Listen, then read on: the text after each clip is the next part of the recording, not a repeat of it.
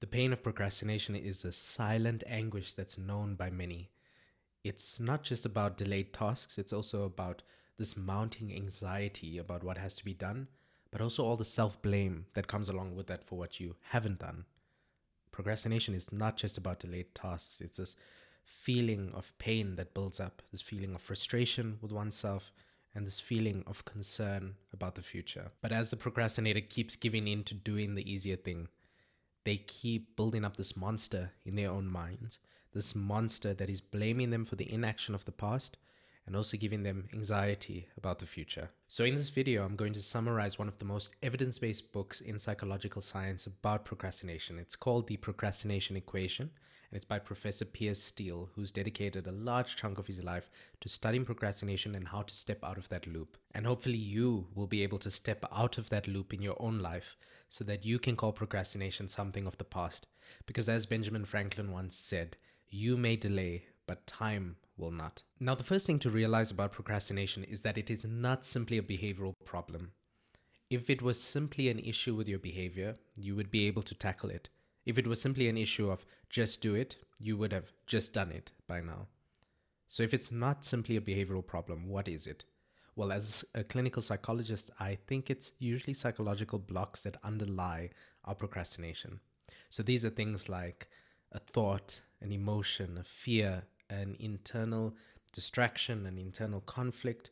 There are many psychological blocks that could appear, and your job is to identify what these psychological blocks are and to tackle them so that you can release yourself from procrastination. So when we procrastinate, how can we identify those underlying blocks and tackle them? How can we identify the underlying psychological blocks that are usually the culprits in causing us to procrastinate? Well, I would recommend trusting the experts here. And one of the experts is Professor Piers Steele. And he came up with this thing called the procrastination equation, which basically has 4 elements that help you understand 4 underlying challenges that lead to procrastination. The first is value, which is about whether you're getting a reward for the behavior.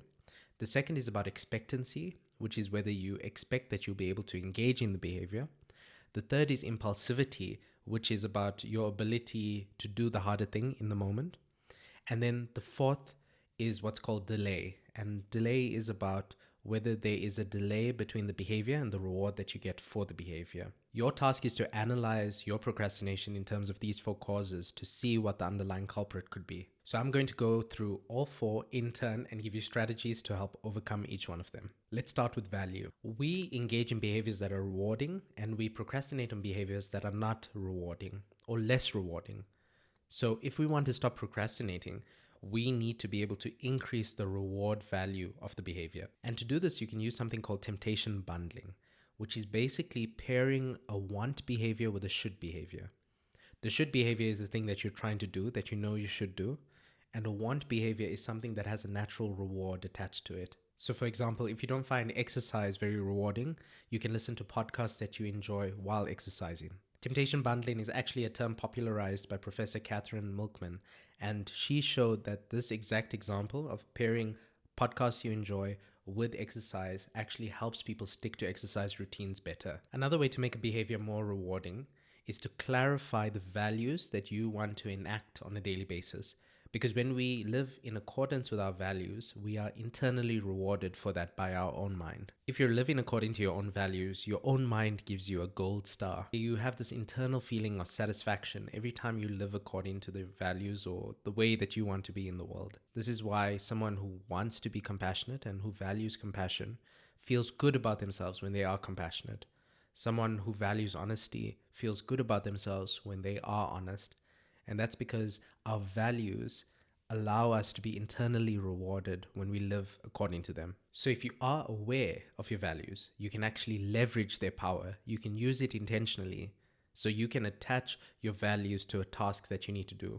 For example, if you're procrastinating on applying for a job, you can think about how applying for that job and getting that job would allow you to live certain values. And then you can feel internally rewarded by that. That was value. Now let's talk about the second component, which is expectancy. Even though most human beings engage in behaviors that lead to rewards, it's not just about the reward, because they have to know that they can engage in that behavior. They have to have the expectation that they're actually able to meet the challenge of that behavior, to be able to do what they need to do.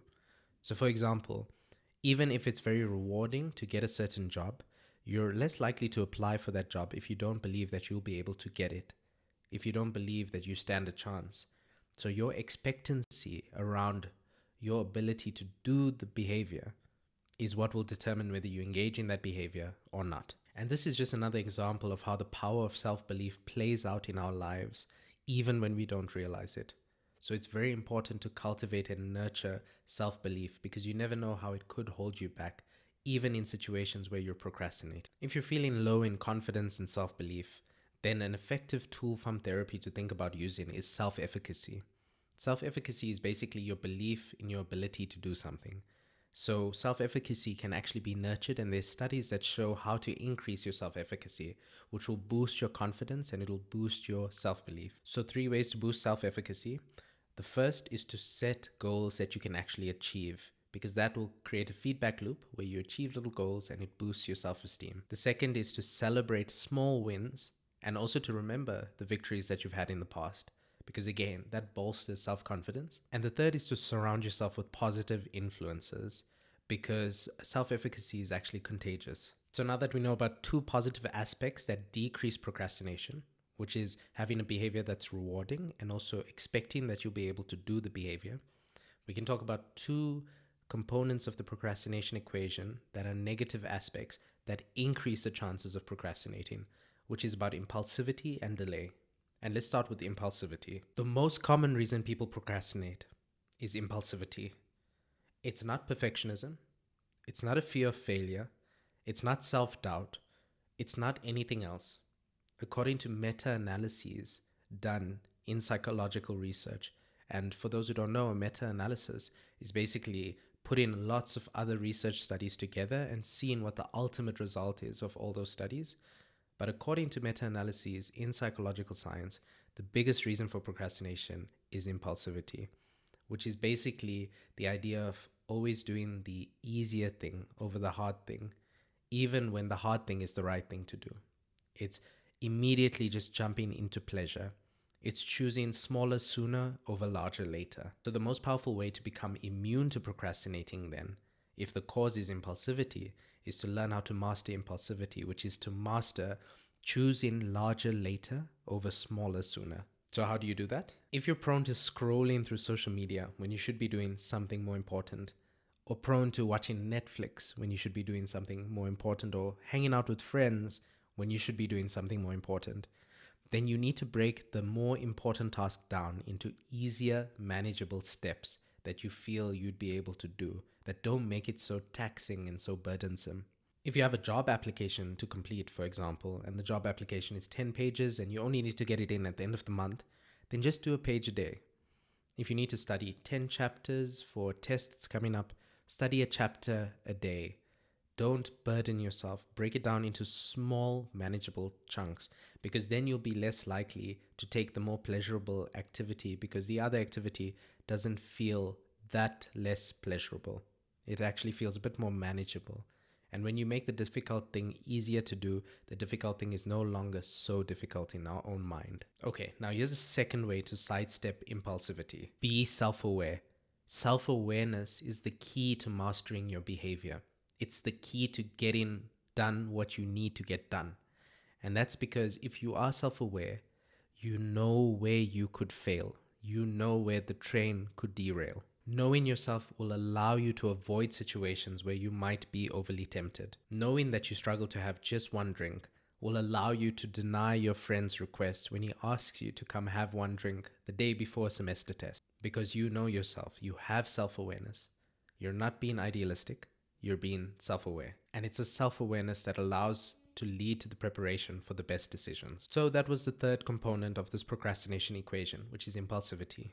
And now we move to the last component, the fourth and final one, which is about delay. We are more likely to do things that we are rewarded for immediately compared to doing things that we're rewarded for at a later stage.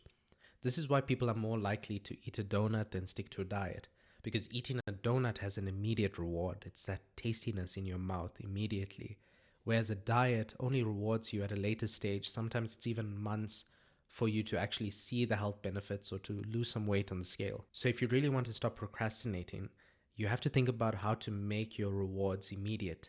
You need to think about the behavior that you're procrastinating on and how you could bring some sort of reward into the present, into the immediate. Take your to-do list and think about how you can reward yourself for each thing on that to-do list, and think about how you can reward yourself for those things immediately, because we are more likely to do things when we're rewarded for them immediately rather than at a later stage. So there are two ways to basically do this.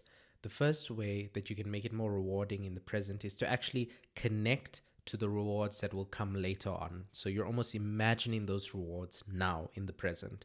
So you can visualize it in your mind. You can bring it to mind what it would be like when you got that job that you need to apply for, or when you pass that test, or when you lose the weight that you're trying to lose. But a second way is to actually reward yourself for that behavior with an irrelevant reward.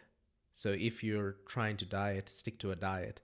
You could allow yourself to be rewarded by buying a new pair of shoes once you lose a certain amount of weight.